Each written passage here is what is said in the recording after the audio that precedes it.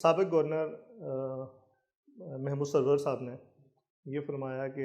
سرائیکی صوبہ نہ بننے میں جو سب سے بڑی رکاوٹ ہے وہ خود سرائیکی لوگ ہیں، تو یہ کیا میری اس بات کی تائید نہیں ہوتی؟ آپ کی بات ٹھیک ہے، یہ بیان میں نے بھی سنا تھا، اور ان کی بات بھی 100% تو درست نہیں کی جا سکتی، لیکن ہے اس کے اندر حقیقت کہ جو جن کی رہائشیں لاہور کے اندر ہیں، اسلام آباد کے اندر ہیں، جن کو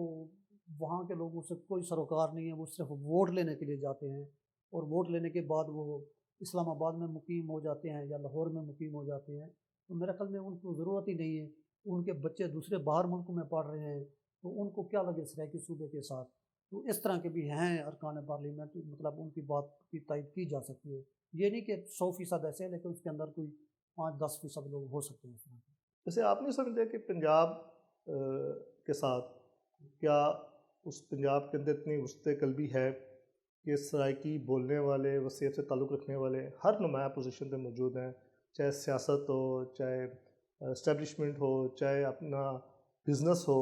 آپ خود اپنے آپ کو دیکھیں، آپ ماشاءاللہ اسلام آباد میں بڑے اچھے ویل سیٹلڈ ہیں، تو اس سے یہ جو ایک دوسرا تاثر ہے کہ جو پاکستان میں لسانیت فروغ پائے گی، تو کیا صرف سرائیکی یا وصیت کی بات کرنا لسانیت کا دروازہ کھول نہیں رہی؟